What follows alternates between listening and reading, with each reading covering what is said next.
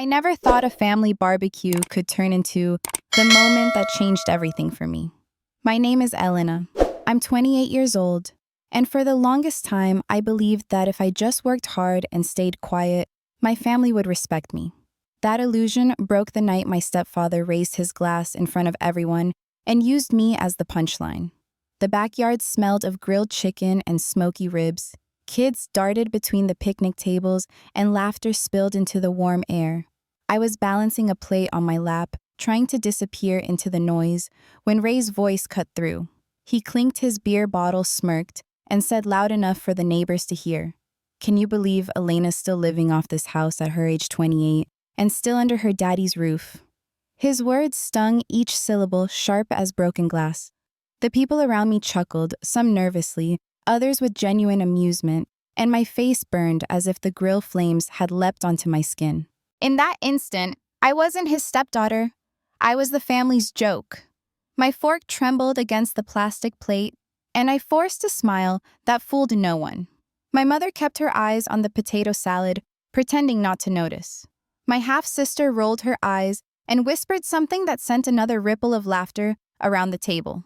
I wanted to shout to tell them they had no idea who actually kept the lights on in that house, but the words lodged in my throat.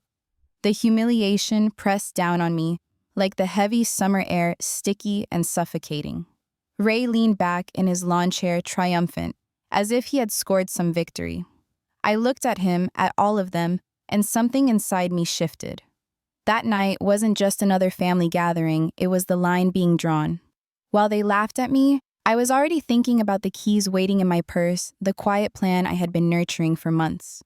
They thought they had me cornered, but they had no idea what was coming next. The night of the barbecue didn't end with laughter for me.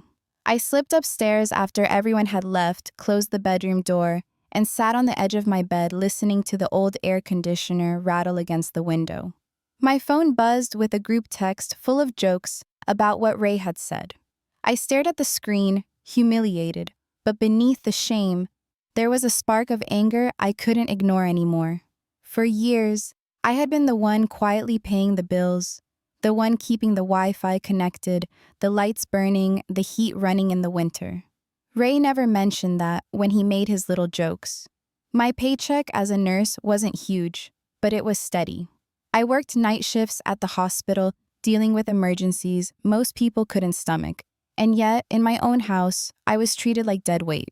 Every time I saw my name printed across the top of a utility bill, I felt the contradiction twisting in my chest. They depended on me, but mocked me all the same. I remembered the first time I covered the electric bill. I was 21, still fresh out of nursing school, and my mother had come into my room with tears in her eyes saying the lights would be cut if we didn't come up with the money. I paid it without hesitation. Back then, I thought it was temporary, that once Ray got back on his feet, I could step aside. But months became years, and it was always my card, my account, my sacrifice. They grew comfortable with the arrangement, and I grew smaller and smaller in their eyes. That night, as the glow of my laptop screen lit up my tired face, I scrolled through my online bank statements. Line after line showed my name next to every essential service tied to the house. I could almost hear Ray laughing downstairs, his voice echoing in my memory, calling me a freeloader, while he sat in the air conditioning I paid for. My jaw clenched. I slammed the laptop shut, and the sound startled me, but it also grounded me. I was done being the invisible backbone of this family. The next morning, I dragged myself out of bed for another 12-hour shift. At the hospital, fluorescent lights buzzed above me, patients moaned behind curtains, and machines beeped their endless rhythms. I moved quickly, inserting IV lines, checking vitals, comforting scared relatives. I was good at my job, steady, calm, dependable. Yet the whole time the words from last night gnawed at me. I replayed the scene over and over, the laughter, the heat of shame, and the secret I held close, the mortgage pre-approval letter tucked away in my drawer. When my break finally came, I sat in the cafeteria sipping bitter coffee from a styrofoam cup and stared at the folded papers in my bag. They were proof that I wasn't trapped, that the life Ray painted for me wasn't the truth. I was already building an exit brick by brick, signature by signature. My pulse quickened with a mix of fear and excitement. That evening, as I drove home, I passed by the small brick apartment complex where I had just signed the lease. The building wasn't much, but it was mine. I slowed the car, rolled down the window, and let the warm air wash over me. For the first time in years, I felt like I could breathe. When I walked through the front door of the house Ray was in, his recliner beer in hand, smirking at me as if nothing had happened. My mother glanced up from the kitchen, quickly looking away. I didn't argue, didn't explain. I simply climbed the stairs and closed my door. Behind that door, I pulled the apartment key from my purse and turned it over in my palm. It glinted in the dim light like a secret weapon. They thought I was stuck, that their jokes defined me. But sitting there with that key in my hand, I knew better. Soon the balance of power would shift, and they would finally see who had really been holding the house together all along. The plan began quietly, almost invisibly, in the days after the barbecue. I carried my key with me, like a secret talisman hidden deep in my purse, where no one could find it. Every time I felt Ray's eyes on me, every time I caught my half-sister muttering under her breath, I would press my fingers against the metal outline through the fabric of my bag. It was my reminder that their version of me, the lazy daughter, the burden, wasn't the truth. I started packing in fragments. At first, it was just a stack of folded scrubs slipped into a duffel bag under my bed. Then it was the books I loved most, the ones Ray once mocked me for reading late at night. I carried them to my car during the early hours of my hospital shifts, loading the back seat with small pieces of my life. Each trip was invisible to the people downstairs, who never noticed that the shelves in my room grew barer by the day. One evening, I sat at my desk with a stack of envelopes in front of me. My name was on every one: electricity, water, internet, insurance. For years, I had opened them in silence, paid them without complaint, and slipped the receipts into a drawer. This time I spread them out like cards in a game and felt the surge of control I had been missing. My fingers hovered over the phone, dialing each number one by one. Customer service. How can I help you? Yes. I need to terminate the account. Effective immediately. The words tasted sweet. With each call, I severed another tie. I listened to the soft click of confirmation emails arriving in my inbox. The utility companies didn't care about family politics. They only cared about the name on the bill, and that name was mine. I leaned back in my chair, the glow of the screen painting the room in pale light, and let myself smile for the first time in weeks. The sound of laughter drifted up from the living room, Ray and my half-sister, watching TV on the internet I had just scheduled to be disconnected. They had no idea. The thought filled me with a quiet satisfaction, not because I wanted them to suffer, but because I was finally reclaiming the pieces of myself I had been giving away for too long. The next morning, I loaded the last of my clothes into the trunk of my car. My hands shook as I zipped the bag closed. My mother knocked softly on my door, asking if I wanted breakfast. I froze, staring at the door, then answered, "No thanks. I'm heading out early." My voice was steady, even though my heart raced. Driving to the apartment felt surreal. The building looked plain in the daylight, a row of red bricks with worn shutters, but to me, it was a fortress. I climbed the stairs, unlocked the door, and stepped inside. The air smelled faintly of fresh paint and emptiness. I dropped my keys onto the counter and stood in the silence, overwhelmed by the sound of nothing. No footsteps stomping down the hall, no arguments rumbling in the kitchen, just stillness. I sank onto the floor in the center of the living room, surrounded by boxes, and let out a shaky laugh. For the first time, the weight lifted. I didn't owe anyone an explanation. I didn't owe anyone my paycheck. This space, however modest, was mine. But freedom carried a shadow of fear. As I unpacked, I kept checking my phone, half expecting a storm of messages. By evening, the first one arrived. What the hell happened to the internet? I didn't answer. Half an hour later, power's out. Did you forget to pay the bill? I stared at the words, my thumb hovering over the screen. The temptation to reply to defend myself burned inside me. Instead, I set the phone face down and turned on a small lamp in my new apartment. By the time I crawled into bed that night, the messages had multiplied. My half-sister's angry accusations, Ray's profanity-laced demands, even my mother's hesitant pleas, they all piled up in glowing notifications. I scrolled through them with a detached calm, saving screenshots into a hidden folder. Evidence. Not just of their dependence, but of the manipulation that had kept me silent for so long. As I closed my eyes, exhaustion washed over me. My body ached from work, from moving, from the quiet war I had declared without saying a word. Still, a sense of peace settled in. I wasn't running anymore. I was choosing. And the fallout had only just begun. The storm hit harder than I expected. Within 2 days of cutting the utilities, my phone became a battlefield. Calls rang in a hour, ads stacked on top of each other, voicemails filled with shouts and curses. At first, I silenced the phone, tossing it onto the kitchen counter while I unpacked the last of my boxes. But ignoring them didn't erase the sound of my half-sister's voice, screaming through the messages, "You ruined everything, Elena. Who do you think you are?" By the third day, Ray himself showed up outside the hospital where I worked. I spotted him from the break room window, pacing near the parking lot, with his hands shoved into his pockets, his jaw tight with anger. My stomach lurched. I slipped out through a side exit, my pulse pounding, as if I were a teenager sneaking past curfew. At that moment, I realized this wasn't going to stay contained within bills and services. It was about control, and Ray wasn't ready to let me go. That night, I sat at my tiny kitchen table, the apartment still echoing with emptiness, and began saving every single message. Screenshots, timestamps, even the voicemails. Some were begging my mother's shaky voice, pleading for me to come home, to talk, to stop this nonsense.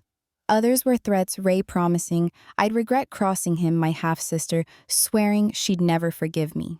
I organized them into folders on my laptop, each file a piece of the puzzle. It wasn't paranoia. It was protection. For the first time, I stopped doubting myself.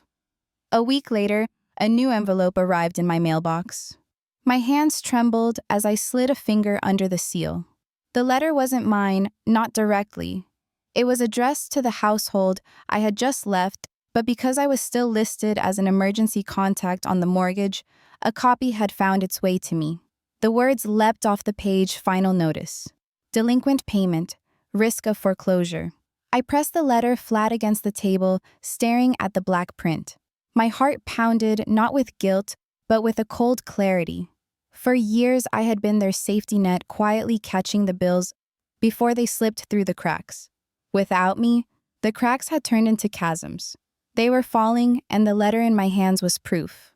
I folded it carefully, slid it into a plastic sleeve, and placed it with the others. Evidence of dependency, evidence of neglect, evidence that the joke they made at the barbecue wasn't on me, but on themselves. When I went to work the next day, I couldn't stop replaying the moment Ray mocked me in front of everyone.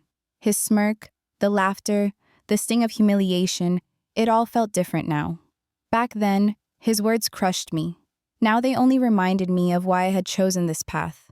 Each beep of the hospital monitors, each patient I calmed in the middle of the night, reminded me that I was capable, steady, and strong.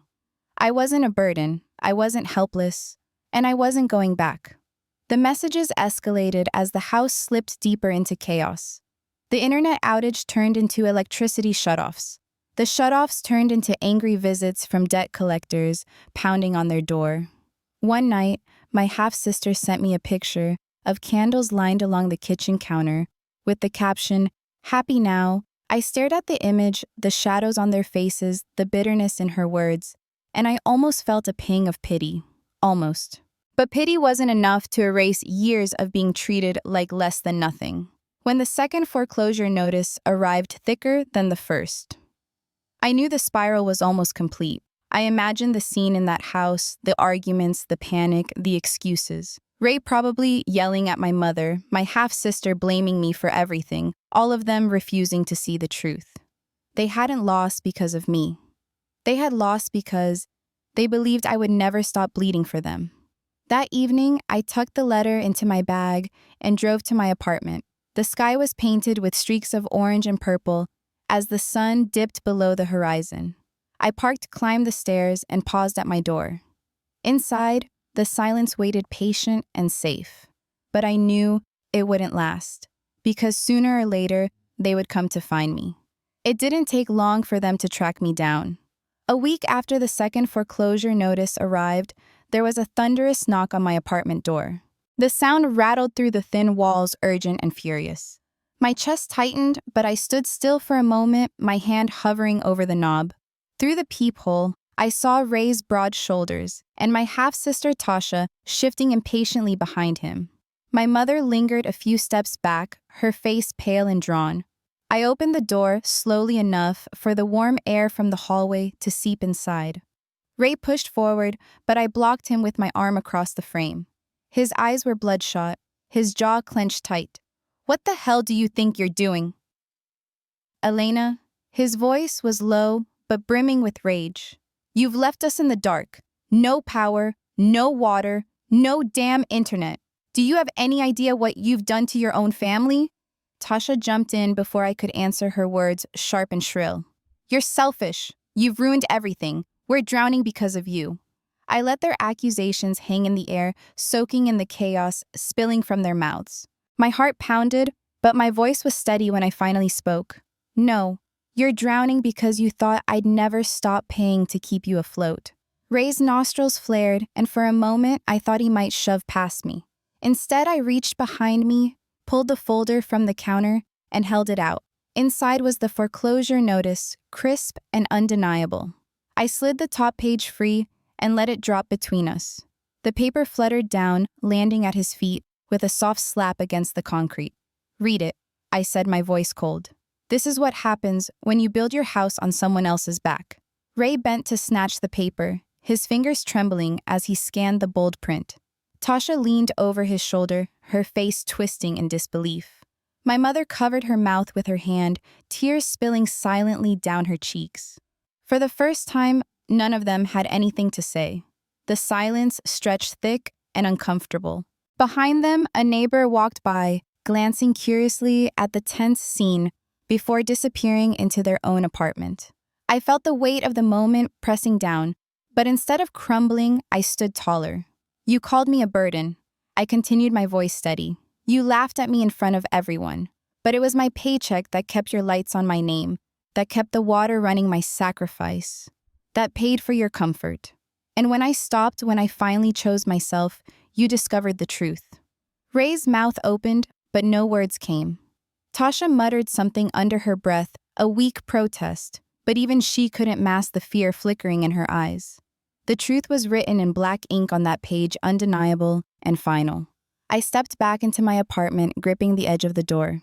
"I'm done bleeding for you," I said. "From now on, you'll have to figure it out without me." Then I closed the door, the lock clicking into place with a sound that echoed louder than any of their protests. Inside, I leaned against the door, my knees weak, my hands trembling. The confrontation had shaken me more than I wanted to admit, but beneath the fear was a fierce relief, a certainty that I had finally broken free. Through the wood, I could hear muffled voices. Ray cursing Tasha, complaining, my mother sobbing softly. The sound faded as their footsteps retreated down the hall. I slid to the floor, my back against the door, and exhaled a breath I felt like I'd been holding for years. They had come expecting me to crumble, to cave under the pressure. Instead, they left with the weight of their own downfall pressed into their hands. And for the first time in my life, I knew the power was mine. The apartment felt impossibly quiet after they left. I sat on the floor for a long time, my back pressed against the door, listening to the hum of the refrigerator and the faint city sounds drifting through the window. The silence was not empty. It was full of something I had never known before. Freedom. In the days that followed, the calls slowed. The texts came less often, their words shifting from rage to desperation, and finally to silence. I didn't answer any of them. Instead, I poured my energy into the small routines of my new life. Making coffee in the morning, folding my scrubs fresh from the dryer, planting a tiny basil pot on the windowsill. Each action was a declaration: this space is mine, this peace is mine. Sometimes when exhaustion crept in after a long shift at the hospital, I would remember the barbecue, The laughter, the shame, the way my fork had trembled in my hand. It felt like a lifetime ago. Back then, I thought I had to stay quiet to be loved. Now I understood that love without respect is nothing but a cage. One evening, I posted a single line online, a message vague enough that only I knew its full weight. Sometimes the best gift you can give family is letting them stand on their own. I didn't tag anyone, didn't name names, but as I closed the app, I smiled. The truth was simple. I hadn't abandoned my family. I had stopped abandoning myself. And in that choice, I finally found a kind of justice no one could take away. Thank you for watching. If you enjoy these family drama and revenge stories, please subscribe and join me for more every day.